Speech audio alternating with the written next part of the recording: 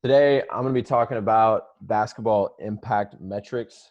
I know we'd originally said, like advanced basketball metrics. I'm making it a little bit narrower in scope today just because there's so much in this space that I kind of want to take it like one sphere at a time. So I'll describe exactly what I mean by basketball impact metrics here in a second. But first, quick intro. Oh, lovely pick of Andrew. Fantastic. Like I said earlier, I went to Occidental, played a little over a year there, transferred to Rice.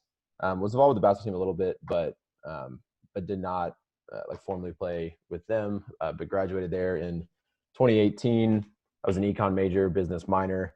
Now I do a bunch of energy trading and risk management consulting, kind of on the tech side and the strategy side. I do that here in Houston. Favorite sports are basketball, naturally, because I played it. Also love football. I was not nearly as good in that realm. And favorite teams are the Mavericks and the Cowboys, which never fails to get under Avi's skin. So, kind of what I'm going to talk about today, I'm going to do like a real quick history of basketball metrics, sort of like the landscape of basketball metrics, because like I said, there are just so many different types. Then go into a few real world like metric examples that are focused more on the impact metrics that I'll talk about here in a sec. So, quick history. Frank McGuire, I was a North Carolina coach in 1959. He published a defensive basketball and emphasized the importance of per possession stats and basketball analysis. So he was kind of the first to start trying to take at least one step further in the basketball realm instead of just looking at like basic box score aggregated statistics. He was wanting to try to eliminate the implicit bias, playing time on those metrics. And this was really kind of like the formal origination of advanced metrics in basketball. And, now what was innovative at the time is obviously now widely accepted. And along those lines, Dean Smith in 1981 wrote a book called Basketball, a Multiple Offense and Defense. And he really aimed to popularize a lot of McGuire's ideas.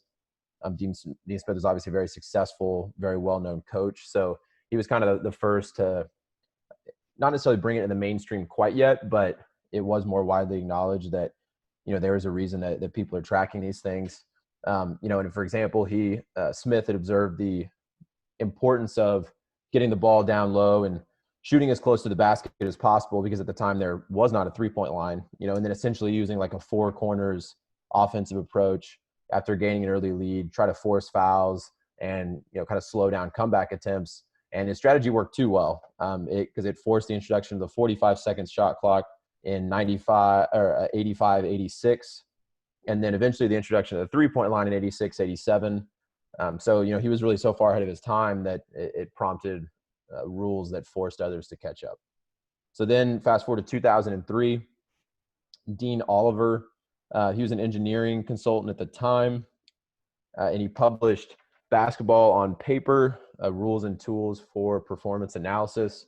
So this book marked kind of the first attempt to really take the next step and bring these per possession statistics to the general public, and then to aggregate those per possession statistics to give more precise interpretations of player and team performance. So some of the ones I'm going to talk about here in a second are like kind of these all-inclusive impact metrics. Dean Oliver and John Hollinger was around the same time as well. His name actually might be a little bit more popular at this point, but those were two guys that kind of took the lead on this. So offensive rating, defensive rating, cumulative box score measures. A lot of these ideas began with Dean Oliver and John Hollinger. And Dean was hired as the NBA's first full-time statistical consultant by the Supersonics in 2004. So he obviously did something right. Hollinger now works for the Grizzlies front office. So both these guys, like I said, were kind of ahead of their time. And then Daryl Morey in 2006. All of us here in Houston are pretty familiar with that name. He was first hired as the Rockets assistant GM. And despite having no prior basketball experience, it took less than a year for Morey to take over as the official GM, at which point he revolutionized the Rockets front office to really revolve around play-by-play analytics and the insights that come from those. Most famously, reduction of mid-range shots in favor of three-pointers, which oddly enough has shot the Rockets in the foot a few times. But in 2013, sort of the next step to making all of this publicly available was taken by the NBA. They installed player tracking cameras, 6 of them at least in every single stadium or NBA arena, I should say. And that infrastructure is really now what supports endless play-by-play statistics that incorporate also like player location data. So the NBA has done a pretty good job making this widely available, and that's led to all kinds of spin-off sites and kind of deeper dives into these analytics, because the data gathering piece up until that point was really the most time consuming kind of aspect of this process. And then if you go to 2016, by that point, all 30 NBA teams officially featured analytics departments.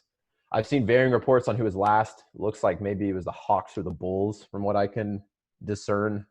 So they were a little bit behind the 8 ball, but in general now, every front office does have an analytics department. There's right around 125 people in total working in analytics in the NBA. So actually a little bit smaller the number than what I would have guessed, but interesting.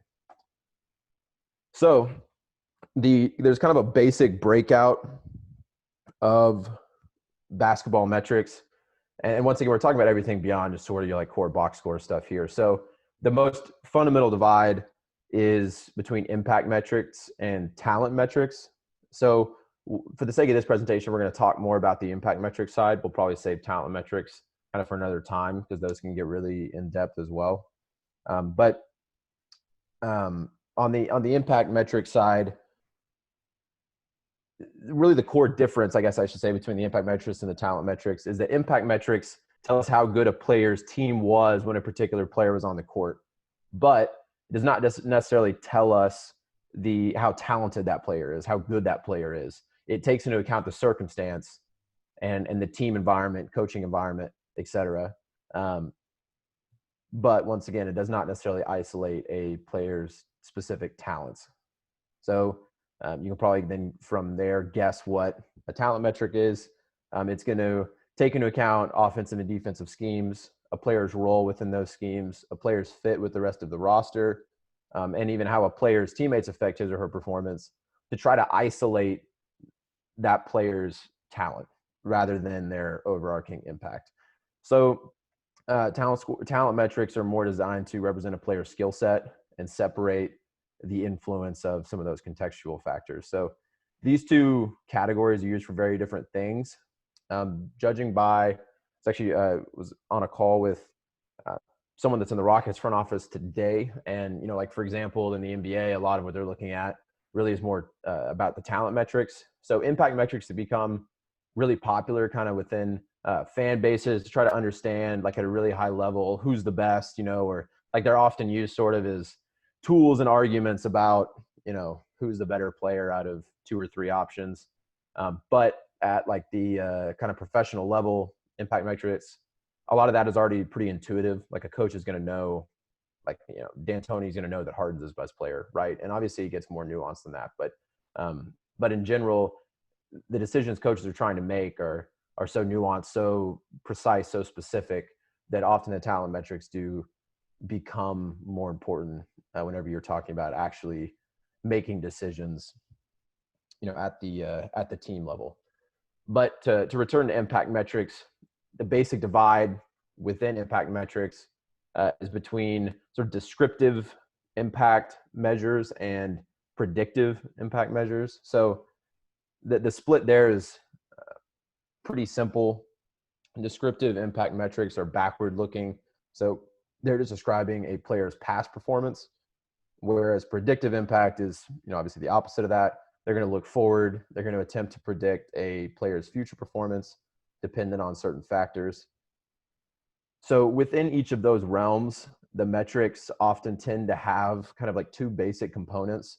One of them being a box score component, another being an on-off component. So the box score component are the things that are more like concrete, easily measurable. So, I mean, to give a few examples, like turnover percentage or, some different shooting statistics, things like that. Offensive rebound percentage. I mean, you can name quite a few of them. True shooting percentage. Those all pile up basically and then get weighted dependent on kind of like how the measure is calculated. And then the on-off piece is more about how does a team perform when a player is on the floor in certain lineups. How do they perform whenever the player is off the floor? Um, so it's more at kind of like a team level. And then there are also those, which I'll talk about, like the predator statistic in a second. So they're now starting to take into account um, even some more specific kind of like play-by-play type data in terms of different play types, and um, giving certain weights to different play types depending on like the player's position, for example. So to dive first into the descriptive impact statistics, there are tons of them. I've listed out 3 of them here that all kind of touch on slightly different things. PER, which is player efficiency rating, that was popularized by John Hollinger back in, I believe it was like 2004. So it's one of those other guys I was talking about that was sort of a pioneer of this space. So it is now considered to be pretty rudimentary. It doesn't necessarily give you a ton of insight, but at the time it was considered revolutionary. And it really is the simplest. It uses only box score data, and it uses very base level box score data like assists, rebounds, points, things like that. And it assigns a different weight depending on importance. So a lot of these all-inclusive measures start with, they use varying types, but they usually are rooted in some kind of regression that is going to try to give weight to different box scores statistics based on historical data. So they'll look at it and say, okay, offensive rebounds are clearly more important than defensive rebounds, because defensive rebounds tends to be more of kind of a team thing. It doesn't necessarily matter if Danny Green gets the rebound or if Anthony Davis gets the rebound. It really means the same to the team. Whereas offensive rebounds is kind of more of a, I'm going one-on-one against this guy and I'm going to go up and get the board over him.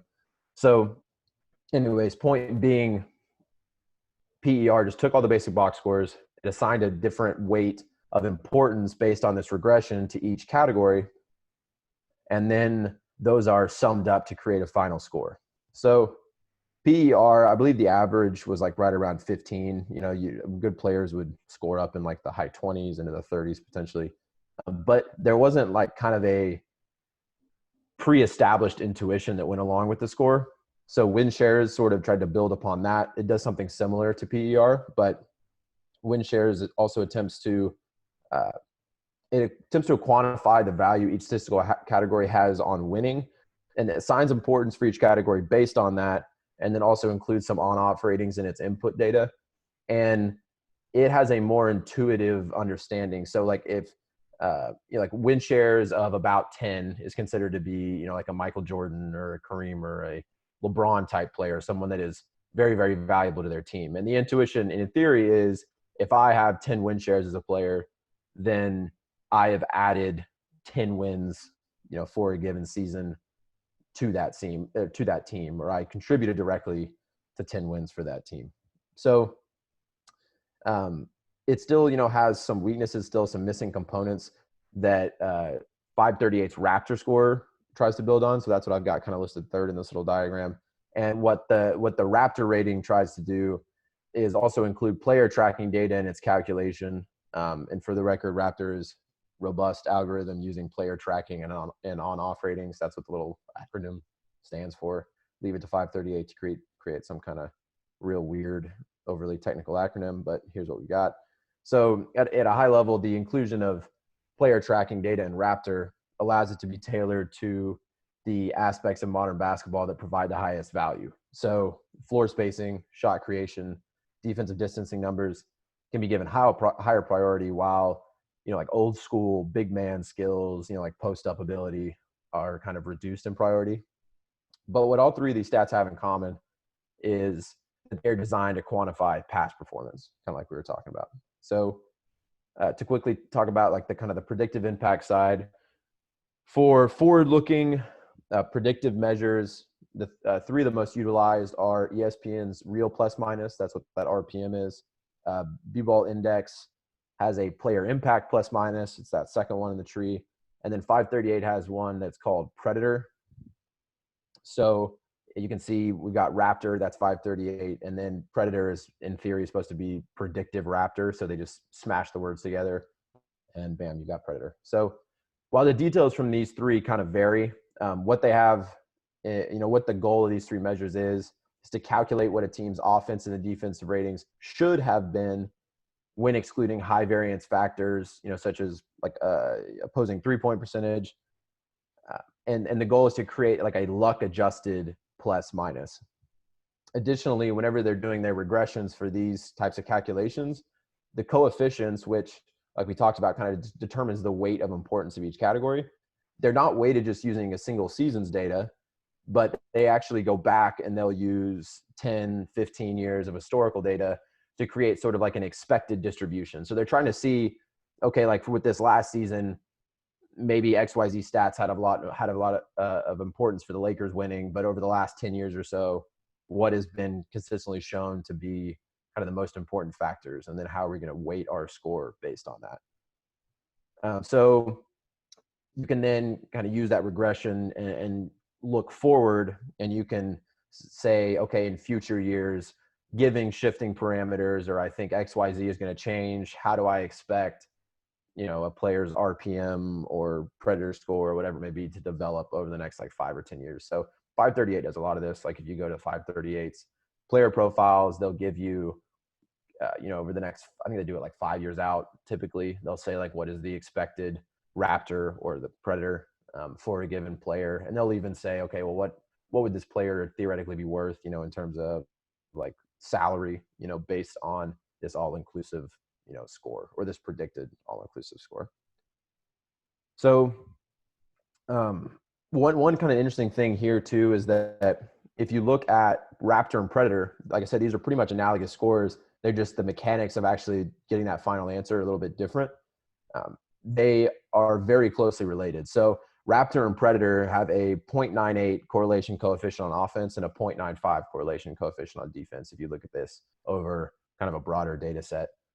So it's pretty interesting because you'd think, oh, there might be some big differences here, and at the margins there are certainly changes, there are certainly differences, but maybe not as broad as like I originally thought, for example. So one thing, I'm going to look at this next slide before I pull it up. I'm going to show the top 10 players that are, and then this list is created using, I believe it's like RPM, PIPM, win shares, and Raptor, and it's basically like a simple average of players across those 4 categories, and it's going to give me the top 10. So Avi, I'm gonna pick you for my guinea pig. 4 measures that I talked about, and the top 5 last year were so you got a few of them, Avi. Giannis was 1, LeBron was 2. You at least had both of them in your top 5. Harden was 3. You also had him. Kawhi was 4. Luka was 5, and then 6 would probably be a surprise to some people, maybe not so much after this playoff run, but Jokic was 6, AD 7, Towns 8. That one often surprises some people as well. Dame, obviously had a really great season. He was 9. Rudy Gobert, another one that might surprise some people, but obviously he brings a lot on the defensive end. So anyways, there are ways to, and I would actually average these a little bit differently. I'd kind of try to standardize the averages, but in general, it is interesting to kind of look at some of these all-in impact metrics, kind of taking the average of all of them and just seeing how it compares to intuition. And at least in the case of this, I think, like I said, there are some outliers, but in general, I think if you ask most people who the top 5 are, they'd probably at least have 3 that overlap with, what the data says. So, Andrew, can you explain that last column, simple average impact? Yeah, so it's just taking, like I said, I believe it's RPM, PIPM, win shares per 48, and Raptor. So 4 of like the kind of impact metrics that we were talking about in the last slide. It takes all 4 of those, and it is what it sounds like. It's just a simple average. So like if I've got, Giannis is averaging a 10 across those 4 categories, and so those 4 categories, since I've calculated a little bit differently, there's a little bit of variance in terms of like the averages across them, but in general, it's good enough of a averaging mechanism to give you a feel for who is consistently the highest ranked according to these impact metrics. You got quite the spread there, though, between the top 10, going from You do. Really high to half of that person. So yeah, absolutely. And even like just once again, this is specific to the regular season, right? But Giannis had a fantastic regular season. And I think I mean, there are good people that are going to say, oh, LeBron, especially now given what's happened in the playoffs. But in terms of who impacted their team the most in the regular season, I think it was inarguably Giannis. Then you have a pretty decent drop to LeBron. But then, I mean, LeBron, Harden, Kawhi are all pretty closely grouped, which I think the intuition matches there. And then, I mean, I love Luka to death being a Mavericks fan, but I'd agree with the fact that there's a pretty natural, decent drop from like Kawhi to Luka. But what you're getting at definitely is true. And part of that is because they're just taking the simple average, and the average like magnitude for each one of these statistics is a little bit different, right? So you could take more of kind of like a standardized average, like compare it to the mean, for each statistic, and then sum those up, and you would see, kind of smaller deviations between each person. So now that we've kind of seen, what these stats can tell us at a summarized level, this next slide, I'm gonna take a quick look at like one player. So there are a few on here that we may not have talked about, like OBPM, DPPM. That's offensive box plus minus, defensive box plus minus. BPM is the aggregated box plus minus. VORP over here in the top right is value over replacement player, which is kind of a similar calculation of box plus minus, but it's aggregated. It's not at like a per minute level. And then win shares per 48 is that WS per 48. So it just gives you a quick glance of a few of these other sort of impact metrics. And I wanted to take a quick look at Brandon Ingram because, as most of you probably know, he was awarded the Most Improved Player award in the NBA this season. So the idea was, let's take a quick look at the data and see if that matches sort of the intuition of the league. And as you can see, if you compare Ingram's current win shares per 48, BPM, and VORP with last year's data, you can see there's pretty marked growth, especially on the offensive side of the ball. The defensive side of the ball, like defensive box plus minus, he's a little bit closer to kind of his standard. There's a standard that he set in LA, I guess I should say. But really the primary changes in my mind were that he got a new scheme. Obviously, he got a new team. He got new teammates, a new role. He became a primary scorer instead of being like sort of a second, third option at best in LA. And you can see that all this resulted in BI having a noticeable increase in impact. Even though, in theory, his talent probably did not change all that much between his age 21 and 22 season. I mean, guys get better in the offseason, yes, but they don't get that much better. What this says to me is kind of what we talked about before, that the impact metrics really do measure a person's impact within the context of a team and a system and a roster. They aren't intended to say, did this guy's talent level really increase? And if you look in that bottom kind of shooting chart, one quick thing that I wanted to outline that in my mind kind of confirms this intuition is if you look at his percentage of field goal attempts by distance, you can see that it went from 13%. He was shooting 13% of his shots were threes in LA, prior year. In this year, he shot 35% of his shots from threes whenever he was in New Orleans. And then, so there was a clear shift in terms of his role, in terms of the system he was operating in. Yes, he was a primary scorer in New Orleans, but a lot of that was coming from 3-point attempts. And a lot of them were catch and shoot threes. Like 89% of his 3-point attempts were assisted this year. So a lot of them are catch and shoot threes.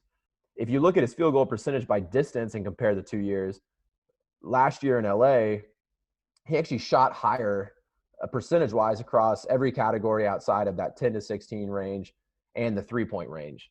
So, yes, he probably got a little bit better at threes over the summer between years, but like in general, it wasn't as if he came in and he just started just dominating ISO plays, in New Orleans. In my mind, this is a testament to the fact that a new roster, a new scheme, a new role for Ingram provided the right context for him to make a bigger impact. And we can see that in the impact metrics. So before I kind of wrap up, open the floor to questions. I think I'm a few minutes over time here. I do want to take a quick look at a few visualizations, since I think that's what everyone's really always ultimately wanting to get back to. So voila, first visual. This one kind of breaks out Raptor, which is the 538, a metric we talked about, breaks it out 4 different ways. And it shows a graph of the top 5, players in each category. So Raptor, WAR is Raptor wins above replacement. You've got total Raptor, and then total Raptor is further broken down into offensive and defensive Raptor.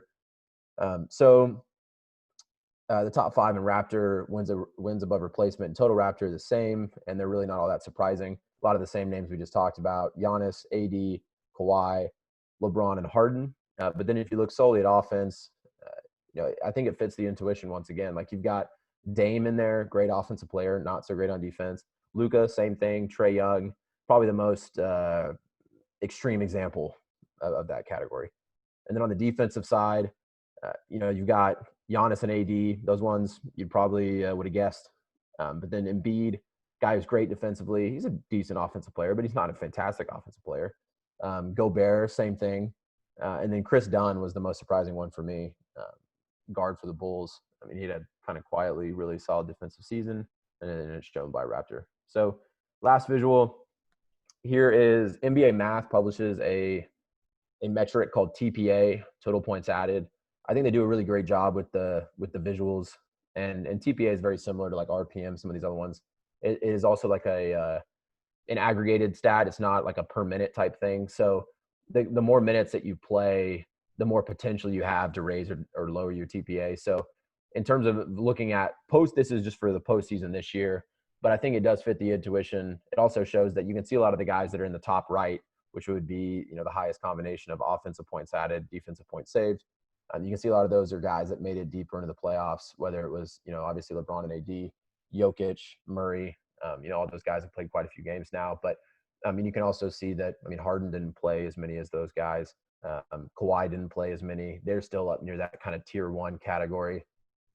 And then Tatum, floating up there as well. Giannis was, tier 2 despite only playing 2 series. And you can see that even, like Miami, for example, they don't have anyone until you get to tier 3.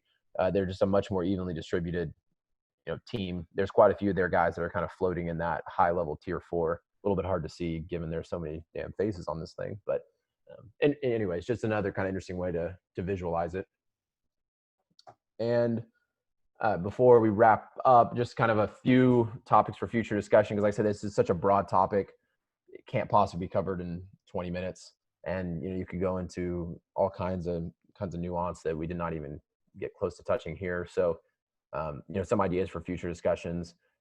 And I'd love for anyone else to grab one of these, run with it, kind of piggyback off of this.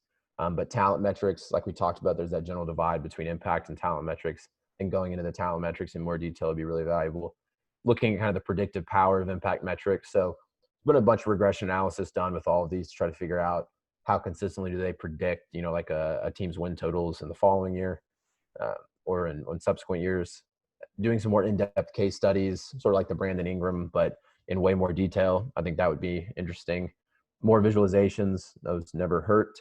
And, then also trying to ask the question, like, how can these impact metrics be improved? So many of these impact metrics started with, like a PER concept or win shares or a BPM, box plus minus, and they built on it. They just, we're on, like, if you look at Raptor, it's using multiple other inputs that already kind of existed, and then it just adds one more layer. It's just sort of the life cycle, the growth cycle of these measures. So I think that would be an interesting discussion too, just to try to figure out, okay, what else could be done, with more and more data being available, how could we get even more granular with what we're trying to, answer. So anyways, with that, I'll open the floor to any questions, comments, anything like that. I do realize I just forgot to delete the UH logo from our UH presentation in the bottom right, but ignore that and fire away with some questions.